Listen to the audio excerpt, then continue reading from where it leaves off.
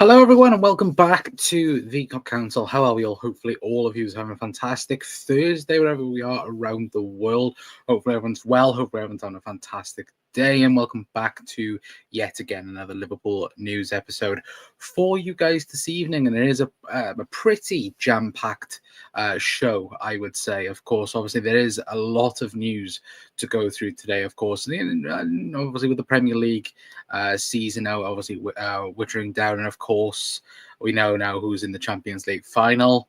Lol at Arsenal as well. I had to do that at the beginning of the show.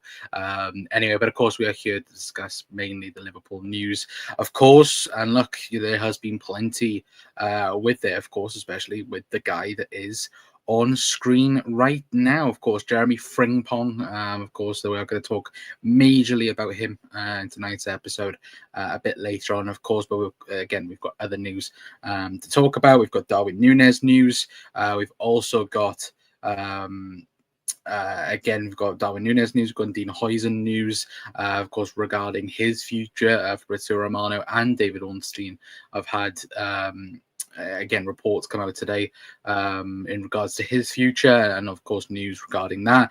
And of course we are going to discuss Kevin De Bruyne, which I think a lot of people yesterday, it was certainly after that Arsenal game, Arsenal PSG game, of course everyone was talking about Kevin De Bruyne and Liverpool, which again we will kickstart the show talking about Kevin De Bruyne and of course Liverpool, because I think that was the main one yesterday, wasn't it? In terms of the news and other bits and pieces, of course. Anyway, if you guys saw the video earlier on today, of course we spoke about it a little bit in depth about it. Anyway, but again, let me know all of you are. Of course, you are new around here. Please do hit the like button, hit the subscribe button. I know there is football on at the moment because I know obviously the Atletico Bilbao game, and of course obviously Spurs as well. I believe Spurs are 0-0 at the minute anyway, but big up Ozan as well, saying come on Bilbao, take this to extra time. Again, would love it if United got knocked out, but I don't think it's going to happen, unfortunately. And Ricky ? I don't know what that's regarding to, Sam. Anyway, but again, let me know how all of you are down in the comments section down below. And of course, we're going to jump straight into it. Now, yesterday, like I said, about starting with Kevin De Bruyne, and of course, starting with the news that broke last night, of course, obviously, Damasio claiming that Liverpool had made an offer that to Kevin De Bruyne, and of course confirmed it, of course, to be in with the Napoli news. Of course, there had been rumors on his end that Napoli that Napoli had, of course, put the bid in, and of course, are working on a deal to sign Kevin De Bruyne. And of course, he mentioned Liverpool's name in the article piece, which, of course, is going to get everybody talking. Of course, Kevin De Bruyne has been very open, I would say, of course, since the announcement of, him leaving Manchester City. Of course, he's mentioned that he doesn't want to leave, the European football. Of course, everybody assumes that he's either going to go to the MLS or to the Saudi Pro League, but by just his language and in terms of just everyone's feeling around Kevin De Bruyne, it does feel like he wants to stay in Europe, and of course Liverpool's name being mentioned. I think a couple of weeks back, wasn't it, that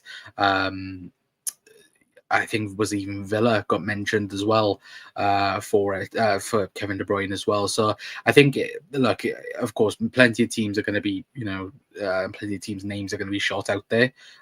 Really, I think, of course, looking at all the information we have today, of course, I think one of the first Liverpool people to shut it down was Ian Doyle. Ian Doyle coming out and saying that Liverpool have not made any offer to sign departing Manchester City attacking midfielder Kevin De Bruyne this summer. The Liverpool Echo understands that it is not the case that the Reds recruitment team are pursuing their sites elsewhere to improve their squad. So again, that was from Ian Doyle's side of things, and David Ornstein. When I say it, in the title, but there, Kevin De Bruyne wide of the mark. that is exactly what David Ornstein said, in terms of the links and the rumours that were linking Liverpool with Kevin De Bruyne, as he said there. Any notion of Liverpool moving for Kevin De Bruyne are wide of the mark. And of course, I think as well, he also added that saying very wide of the mark as well. I think for me, I think, and I was saying this earlier on to someone, I think for me, the perfect club for Kevin De Bruyne would be Inter Milan. I do. I think, looking at how Inzaghi, of course, has used use that team and obviously the transfers in it. And we know Inter Milan very much use the free market to their advantage. I think it would scream, Kevin De Bruyne to Inter Milan, really. And I think if they were to win the Champions League, of course, then getting into the final, beating Barcelona, I could see it. I could genuinely see Kevin De Bruyne going to Inter Milan. To be fair, but again, let me know your guys' thoughts on the comments, because I know a lot of people were looking at it and going, meh, like for me, I've said it for a long time. I said it in the video earlier on. I don't want Kevin De Bruyne at Liverpool. I think he is losing that step. I know people straight away are like, oh, an 80% or 70% Kevin De Bruyne is still one of the best midfielders in the world, not only just the Premier League. And I can see that, but watching Kevin De Bruyne a couple of games this season, he has lost that step, really. And I think the trajectory Liverpool are going on, I just don't think Liverpool should be a part of that, really. I don't think Liverpool's name should be a part of it. But I know obviously plenty of people do want, people like Harry Kane, Kevin De Bruyne, as well as hands up there. Harry Kane and Kevin De Bruyne are too old now, Con. They're not at their prime anymore, which is a shame, and it is a shame. But I look at it and kind of go, well, for me, Kevin De Bruyne, he's still a brilliant midfielder, but what is he the player he once was? No, he's not, unfortunately. But I also, like I said, I think if he was to go to the Serie A, I think he'd be wonderful for a team like Inter Milan. I really do. Anyway, but Carl says Ricky is not anymore.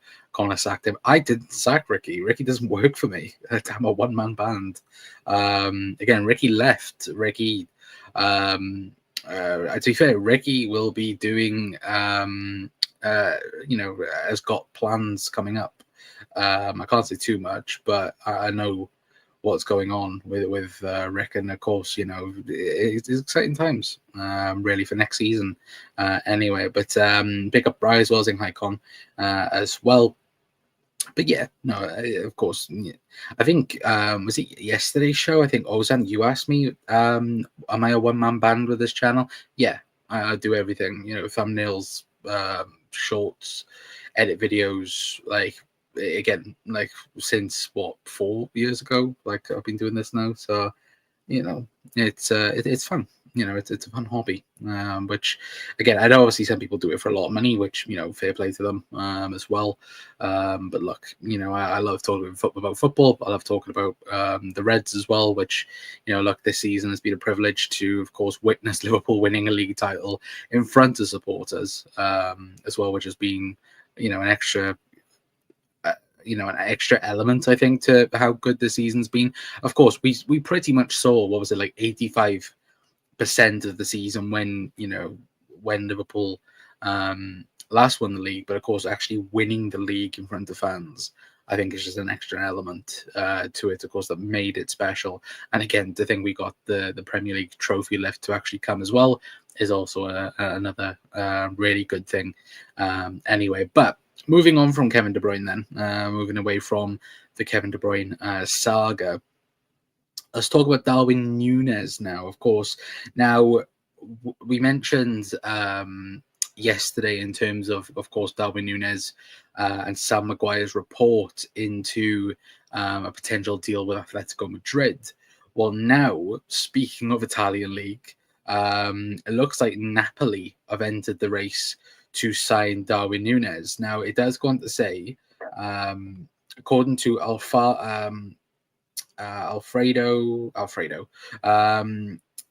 Poelda, I think his name is. Again, I do apologize for that. I think he's a Napoli journalist, claiming that Napoli are looking for a top striker within Europe. They are following Liverpool's Darwin Núñez very closely, which again, do I think Darwin Núñez will stay in Europe?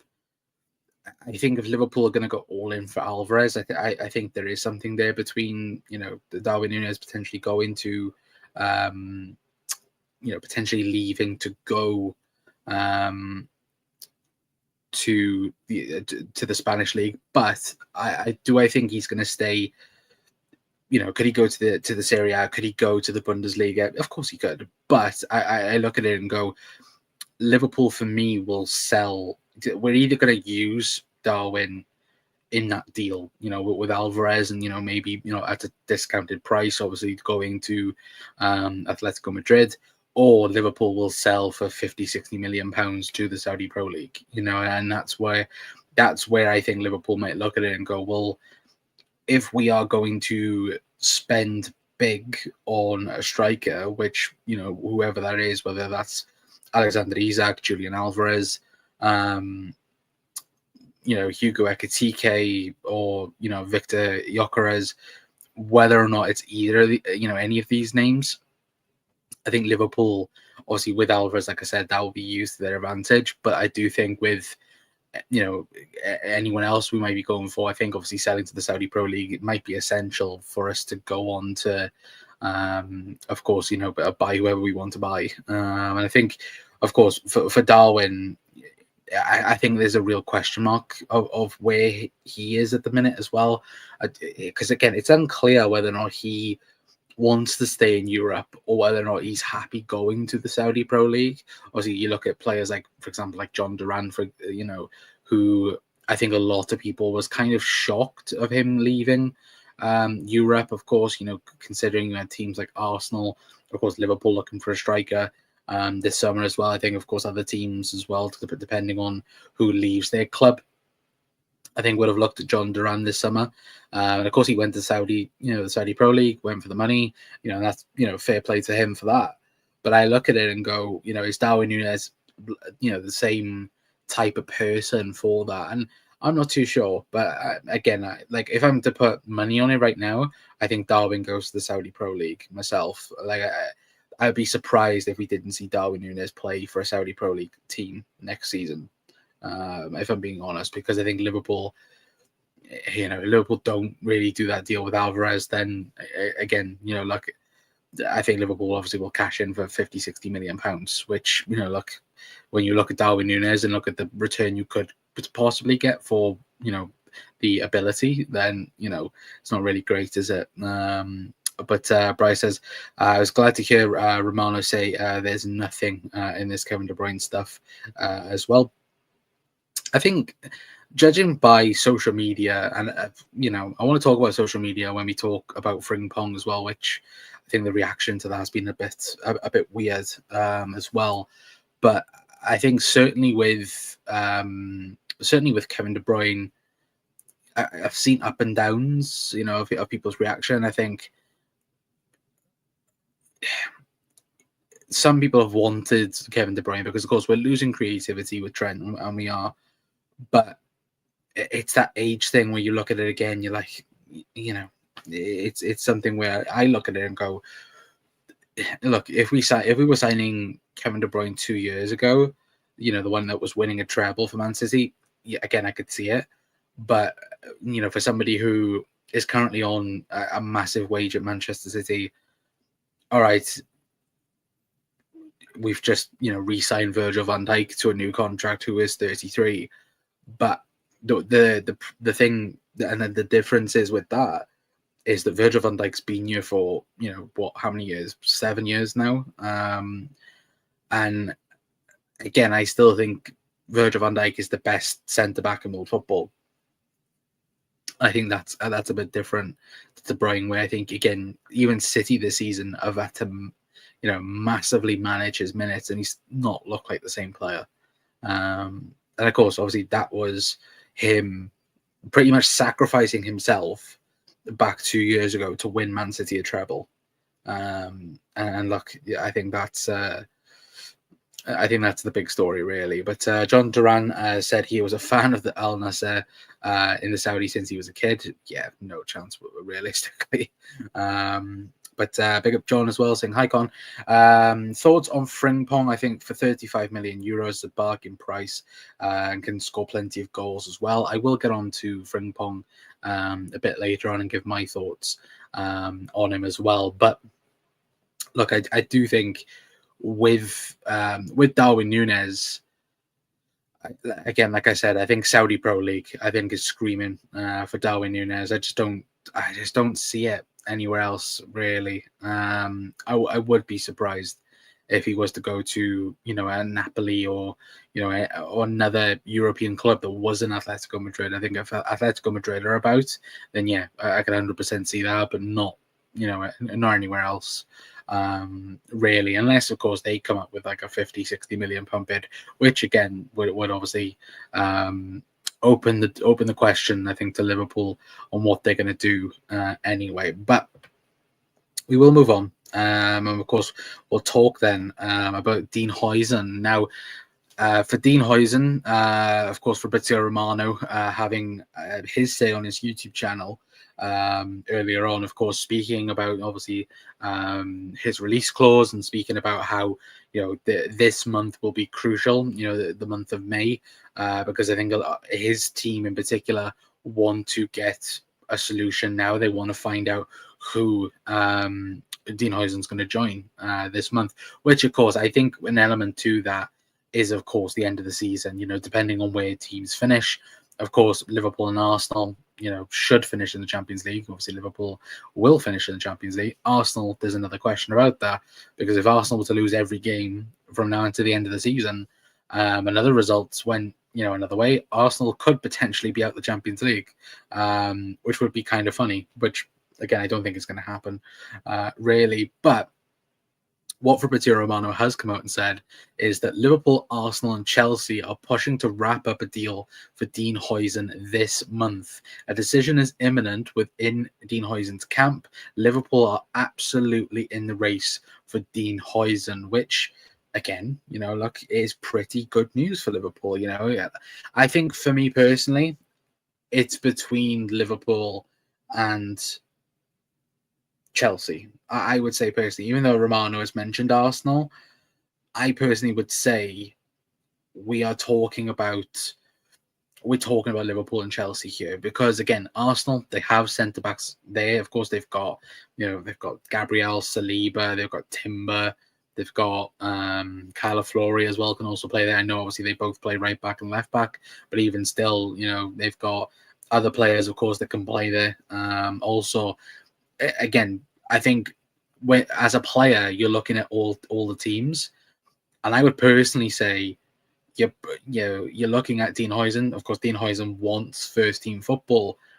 I think Liverpool and Chelsea are the ones that can offer him that. I don't think Arsenal can offer Dean Huijsen first team minutes or guarantee him first team minutes. I think, of course, Chelsea at the moment, you look at their centre halves, Dean Huijsen walks into, of course, alongside potentially Levi Colwill, and that would be their centre-back partnership for a very long time. I think for Liverpool side of things, of course, depending on what Liverpool do in the summer, could Liverpool possibly go to a back three? I think that's been a question all day, of course. But I think even still, Liverpool stay as a back four. Of course, the only person in his way is Ibu Konate if he stays, because of course that is the other element, I think, for Liverpool. Of course, if we were to sign Dean Huijsen, again, he's only 20, 19, 20, somewhere around there. Again, he's going to have time to learn under Virgil van Dijk, which will, of course, allow him to develop even more. Of course, if Ibu does stay at the football club, again, he's going to learn from even Ibu himself. Again, I think Ibu, for me, is in the top 5 centre-backs in world football, possibly even top 3. But I do think, obviously, with Virgil van Dijk, of course, he's going to learn tremendously alongside Virgil van Dijk. And again, we know, clearly that Liverpool will give him game time. And also, again, depending on injuries, he could very well cement his place alongside Virgil van Dijk, because I think obviously going into next season, Liverpool's two is Canate and Virgil for now. But of course, depending on contract situation, depending on other things as well, Liverpool can offer him that. And same with Chelsea. Chelsea could offer him, again, probably higher wage than Liverpool. But I think it also depends on Champions League qualification. If Chelsea do not get Champions League, then that'll be it. And I think that will come to pass. Obviously, I think on the weekend they've got Newcastle, Chelsea as well, so it could be interesting. It could very well be interesting. And if I was a betting man right now, who would I say he's going to join? Even putting bias aside, I would say he's going to join Liverpool, because I think the opportunity for joining Liverpool, I think, is greater than joining Chelsea at the moment, because even though, again, of course, they've just beat us, but again, it was in a game where we absolutely didn't give a crap in. You look at it, Liverpool are Premier League champions, and I think many people have said that, look, Liverpool can address certain areas and get even better. And again, if we sign the right players in the summer, which by all accounts, judging from the news, that, again, Liverpool are going to go all in this summer. And when we normally talk about a war chest being used, look, it looks like Liverpool are actually going to spend a lot of money this summer. Of course, is Dean Huijsen going to be a part of that? Is he going to be part of the future with Arne Slot? I think he is. I do really believe that. And of course, I think you'll be looking at Chelsea, especially if they don't get Champions League football.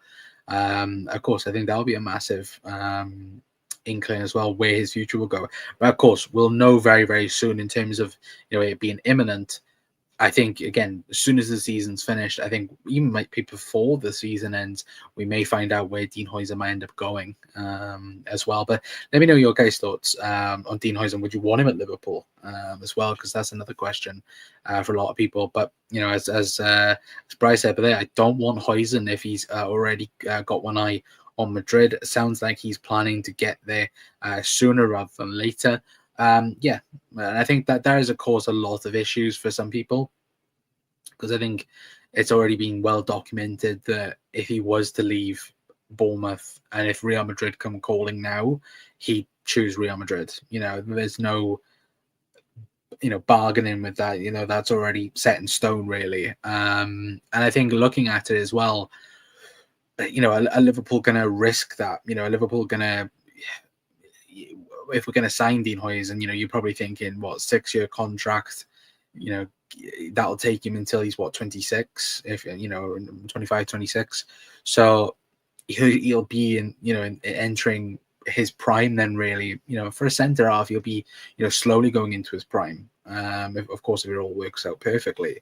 So is that a question for Liverpool for the future potentially as well? But look, by the looks of things as well, it doesn't look like Madrid are coming in for him, because again, the 50 million release clause, but not Barcelona, sorry, Real Madrid are not doing that. They're not doing deals like that anymore. Of course, they're asking the snake players to leave on freeze, like Trent Alexander-Arnold, who is a snake. But Alisson, Frimpong, Huijsen, Van Dijk, Kerkez, Belieber, Grav, Maka, Diaz, Mystery Man, and Salah. Pretty exact there, pretty exact, or Alvarez, man, for God's sake. But no, I do think, as a rogue shout, as of right now, I wouldn't be too surprised if Liverpool sign Adam Morton, in the summer.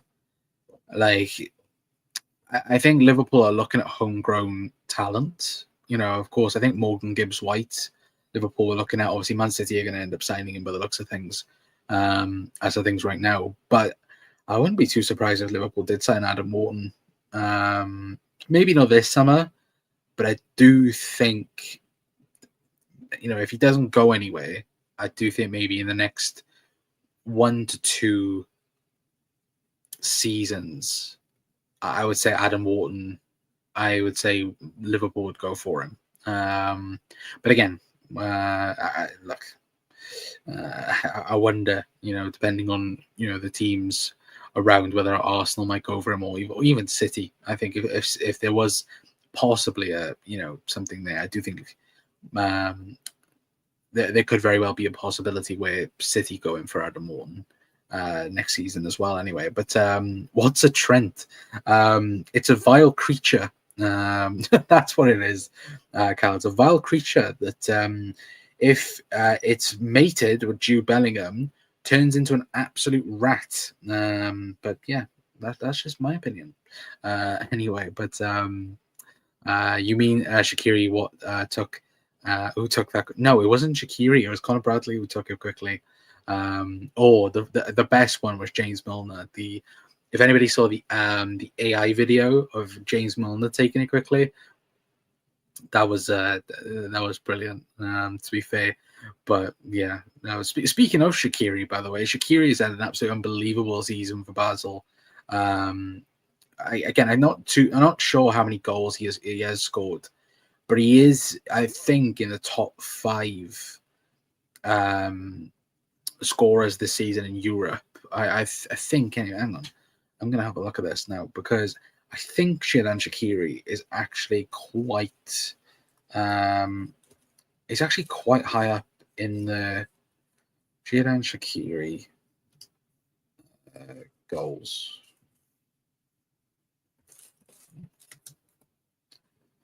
This season, how many goals has he got this season? Let's have a look. The thing is, I've looked on Transfer Market. A Transfer Market going to just take me through all of his goals. that'd be quite funny anyway. But he has had an unbelievable season. Anyway, hang on a minute. No, I don't want. See, this is the problem. I don't want every single season. I want this season. How many goals has he scored this season? Let's have a look. Jesus Christ. Yep, it's just not going to tell me. Why would you do that? Anyway, but I think it's in like the 40s he scored this season for Basel, which again is kind of funny. United equalised, but who cares? They're still 15th. I'm just glad Arsenal didn't reach their final. Yeah, look, I think every single supporter yesterday didn't want Arsenal going through, which was funny, and it was funny. But I think their fans have gotten to that level now of where everyone, doesn't matter if you're a Liverpool supporter, a Man City supporter, a United, a Chelsea, I think even a Palace fan, for example, nobody wanted Arsenal in that European final, which I think is quite hilarious. To be fair, but look, that's just me anyway. Tin Pot Europa League. You know what? Fair play to United and Spurs. The fact they've actually got to a European final is mad. It is maddening. To be fair, anyway. But let's move on from United and Spurs anyway, and let's talk, of course, about Jeremie Frimpong, which I think a lot of people are interested in talking about, of course, as well. Let me know your guys' thoughts in the comments. But again, Jeremie Frimpong and Liverpool, the interest that is there is genuine. Now, of course, Jeremie Frimpong does have a 35 million euro release clause. Of course, it was Ben Jacobs earlier this morning that, of course, was speaking about it, about how Liverpool do have a firm interest in Jeremie Frimpong. But, of course, throughout the day, Fabrizio Romano and David Ornstein have both come out and confirmed the news that Liverpool hold a firm interest in Jeremie Frimpong. Now, what Fabrizio Romano mentioned was, of course, that Liverpool are monitoring Jeremie Frimpong to be well informed on his situation, obviously of a 35 million euro release clause, which I think is just above the 30 million pound mark. But what he did also say in his YouTube video as well was that Liverpool's interest in Jeremie Frimpong is genuine. They are exploring this opportunity, which, of course, look, Jeremie Frimpong, I think, was on an Instagram live as well, wasn't he, talking about Liverpool? And I think somebody asked him, did ask him about an opportunity. Would he want to come to Liverpool? and he just said no comment with a massive smirk on his face, which, I think that pretty much says it all himself, really, doesn't it? But I think the reaction to it on social media, I would say, is a bit weird. Personally, I think looking at, many replies to, even Fabrizio Romano's report on it, and even what David Ornstein said, in terms of, again, Liverpool are monitoring the right back position, and Frimpong is definitely a name in with that, as, of course. And I kind of look at it and go, why are, people a bit down on Jeremie Frimpong? Like, again, look, obviously the last couple of years, of course, he's been playing in a back three, obviously playing as the right wing back, or pretty much playing as a right wing, let's be honest, for Leverkusen. But still, he's been very good for Leverkusen. And when we talk about Liverpool losing creativity for, of course, for Trent Alexander-Arnold, for me, you have to replace that somehow. You have to replace that in the aggregate. You have to replace it, for and obviously change. Of course, we've been so used to having a Trent Alexander-Arnold, playing that half space and delivering unbelievable, balls into the box, or an amazing pass from out of nowhere. And that, for me, of course, we're going to miss that. But I think, of course, the way Liverpool could potentially play might even be even better than what we do have, at the moment. Of course, Liverpool believing that Conor Bradley can be the next best right back, similar to how Trent developed. Of course, obviously the passing range is going to be obviously a lot different, and of course different to Conor Bradley. But I think in general, you look at how PSG just won their semi-final, and of course have got to the Champions League final, for how good their fullbacks have been. You look at Nuno Mendes, you look at Hakimi, both of them, especially yesterday, were immense against Arsenal. They were absolutely unbelievable. And that's where Liverpool might change. You look at Frimpong, he's been amazing for Leverkusen. And I think he offers you that that's something different. Of course, homegrown player as well, which I think people are forgetting about. Of course, in terms of Liverpool losing a homegrown player, of course, with Trent Alexander-Arnold leaving for Real Madrid, Liverpool need to replace that. And, Jeremie Frimpong would cover that off straight away. Of course, a backup, or, potentially a starter at right back. He can replace Mo Salah as well on that right-hand side. Liverpool could adapt. Liverpool could play a 4-4-2 if you wanted to, and play, two up top. You could play Luis Diaz alongside, of course, a new striker for Liverpool.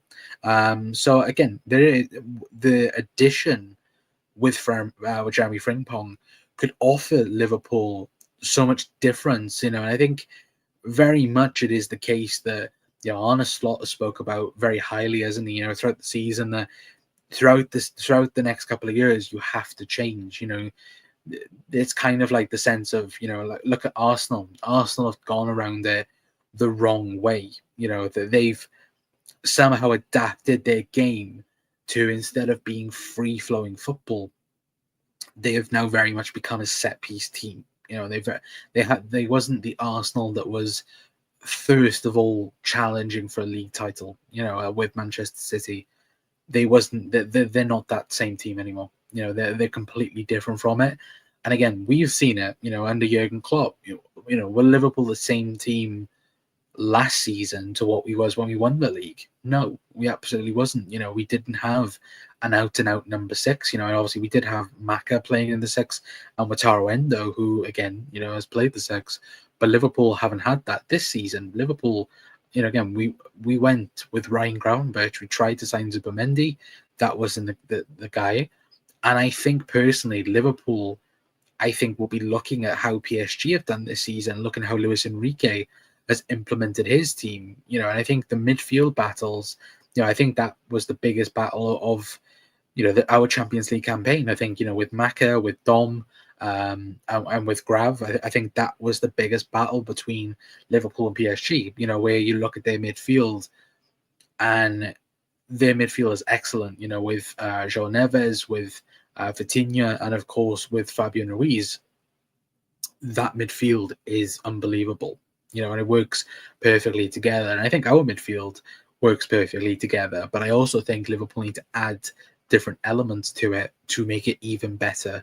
I think Gravenberch this season's been amazing, but he needs help, in that position. Again, somebody that Arne Slot trusts and somebody that will offer that step up where the club don't necessarily think Wataru Endo is that guy, or not the club necessarily, but, Arne Slot in particular doesn't rate Wataru Endo's game so much like Ryan Gravenberch that they could play the same role. And even with Maka, Maka on that left-hand side of a two, again, you've got Curtis Jones that can play there. Obviously, Dom can play there as well if you need him to, for a game or two.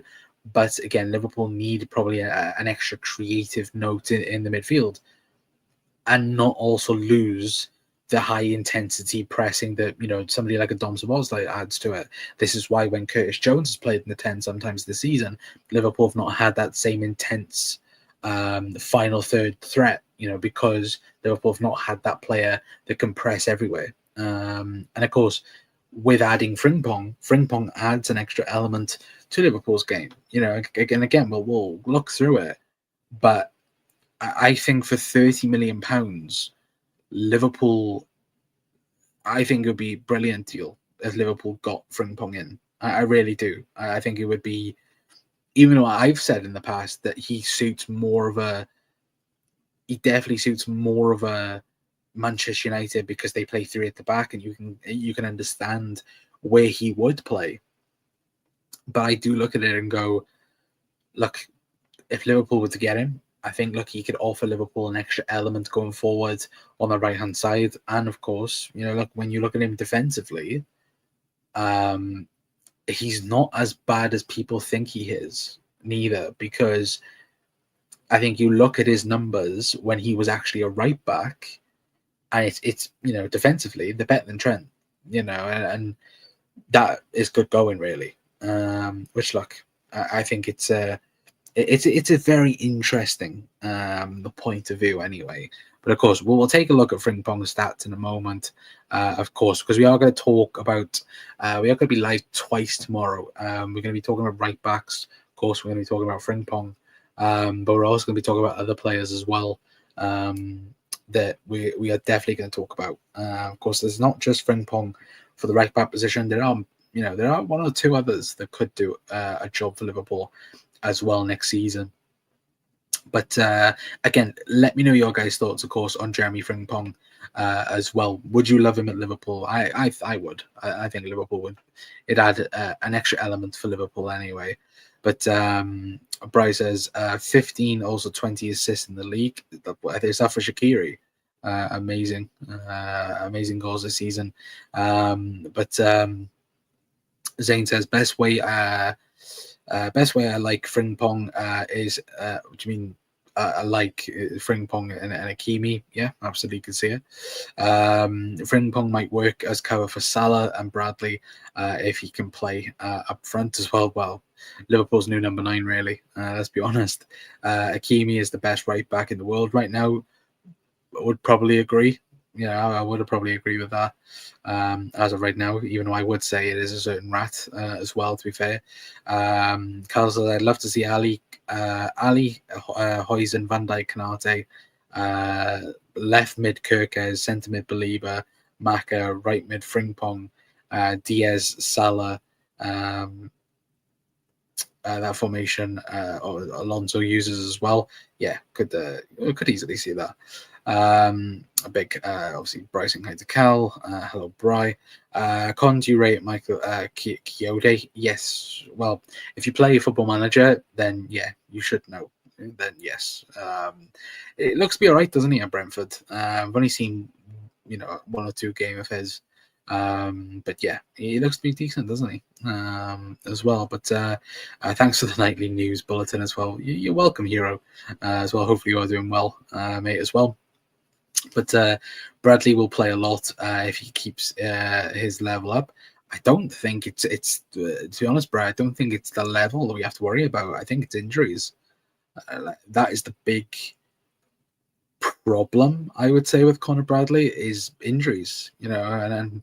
And that's the only thing I would say for Liverpool you have to worry about with Conor Bradley is the injury history, because for somebody who is what 23, 22, 23, he's actually had just horrible like little injuries. He's not suffered an absolute meltdown of an injury, but he's had like a horrible hamstring injury, or he's had little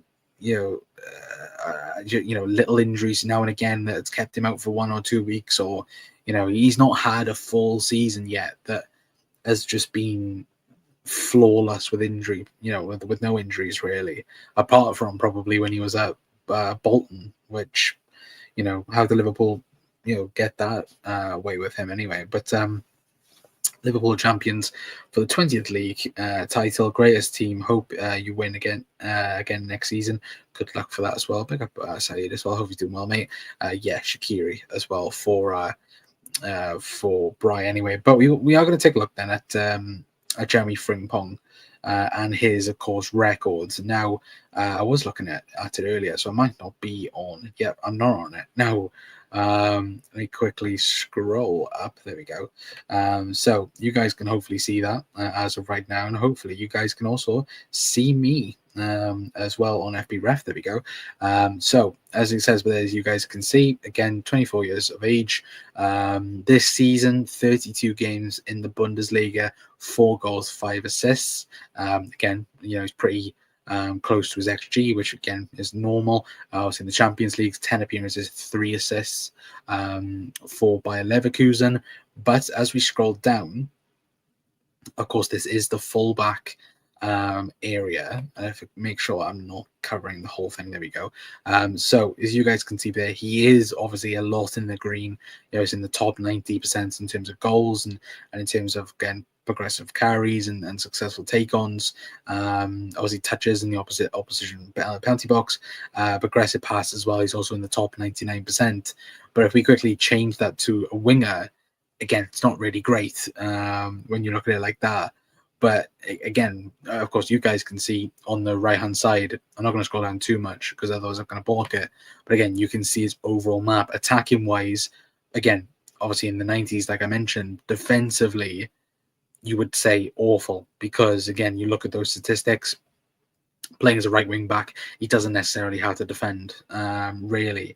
But again, looking at the people he's compared to, again, Denzel Dumfries, who again the night before was amazing, wasn't he, for Inter Milan? Zappa Costa as well.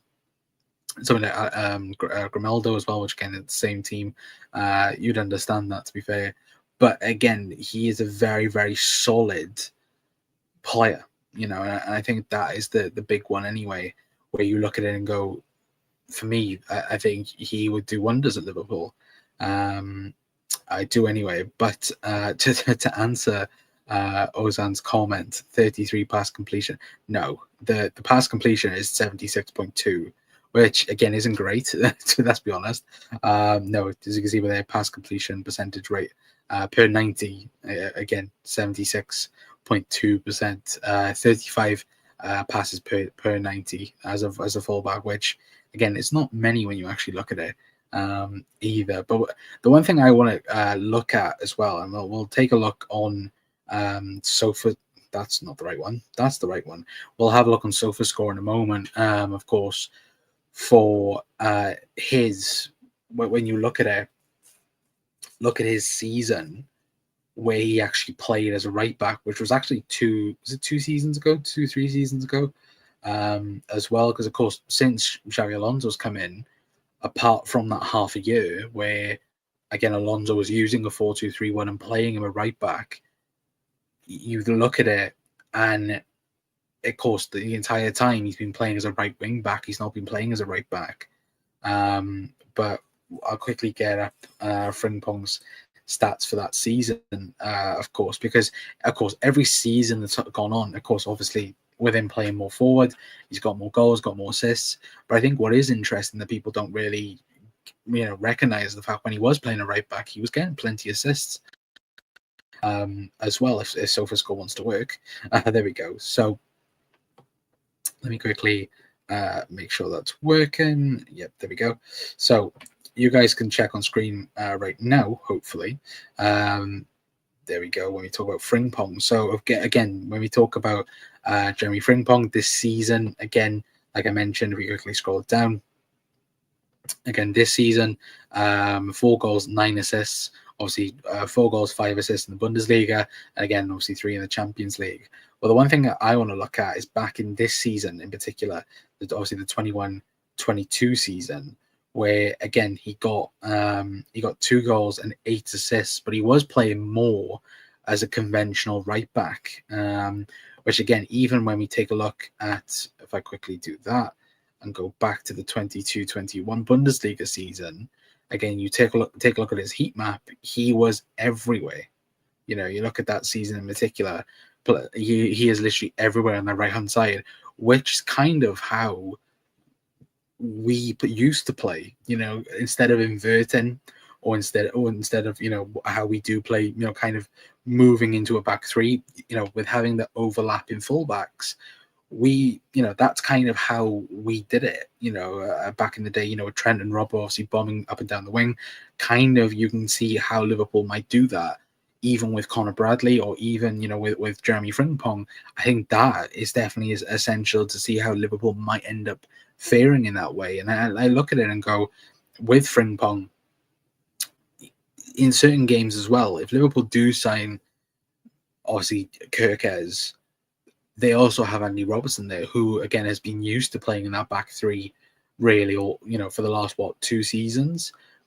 If Liverpool, you know, in certain games want to, you know, adjust and obviously invert, you know, Robbo moving back into that, you know, defensive three, and then push Frimpong on even more, I think definitely someone who could be very useful when we are playing low block teams. And I think that's another element with Jeremie Frimpong that I like, you know, and how it's in, like I say, in terms of it being an extra element to Liverpool's team and Liverpool's attack. I look at it and go, you know, teams that we struggle to break down, we could use Frimpong as, you know, as pushing up a bit more, because he's comfortable in those positions. He's very comfortable playing, you know, on the touchline, you know, on the byline, you know, using it very well to his advantage, and then allowing Mo then to even, you know, maybe pushing a bit more, and you could even utilize Mo a bit more. You know, when we've seen this season that Liverpool have pushed Mo to the limit. You know, with adding Frimpong on that side, it could even add more goals and assists to Mo Salah as well. But I would like the signing of Frimpong. I think it would be a very, very smart move by Liverpool if we was to do it. And for £30 million, again, you look at the market. Again, he's worth more than 30 million. Let's be honest. And I think, judging from, you know, the player himself, again, he would be very, very open to the move. I'm very, I think, ready straight away to join Liverpool and obviously work hard for the position. And I think the way Liverpool would then move, you know, and the evolution then, of Liverpool moving away then from Trent, I think it would look similar to how PSG have done and how PSG have dominated the Champions League this season, and how they've managed to, again, not the first half of the year, because of course they were poor when they in the league stage, but I think in the knockout stages, and especially of course the qualifying rounds as well, you know, where they battered Brest, didn't they, you know, 10-0, and then they beat Manchester City. You know, they came back and beat Man City. They've beaten us, you know, they've beaten Everton. Everton will never be in the Champions League. They've beaten Villa. They've beaten Arsenal. Like, they have battered English teams this season. And I think, for me personally, I think the big success for them has been A, the midfield, and B, their fullbacks. I think that is something that I think Arne Slot has looked at as well and gone, we could do that. You know, Liverpool could do that, where you've got Virgil van Dijk, you've got Ibu Konate, but Liverpool can learn from PSG, you know, and that's been their base of success, because Liverpool again next season will want to win the Premier League again, but I think next year we want to go one better in Europe, and of course go to the latter stages of the Champions League, if not of course the final, and hopefully go on to win it. But I think that is definitely something we will have to look at going for next season. I think Frimpong would make a total amount of sense, really. I do really believe that. I think Liverpool would be smart to do the Frimpong deal, absolutely. Anyway, but look, I'm going to leave it there for tonight, guys. Obviously, big up Cal saying, did you see on LFC TV a pundit said Slot hasn't been playing his way and said he wants more possession in the opposition box? Yeah, I did see that. Which again, this could be like I said, another evolution of what Arne Slot wants from a team, because I'm very intrigued to see how where we go this summer. In terms of the players we recruit, I think it's going to be one hell of a busy summer, of course, and I am looking forward to it.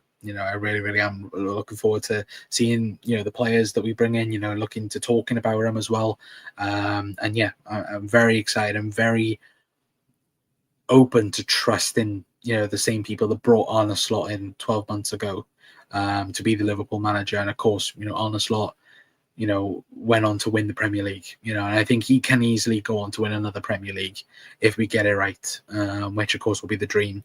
But United haven't beaten Spurs since 2022. Gone.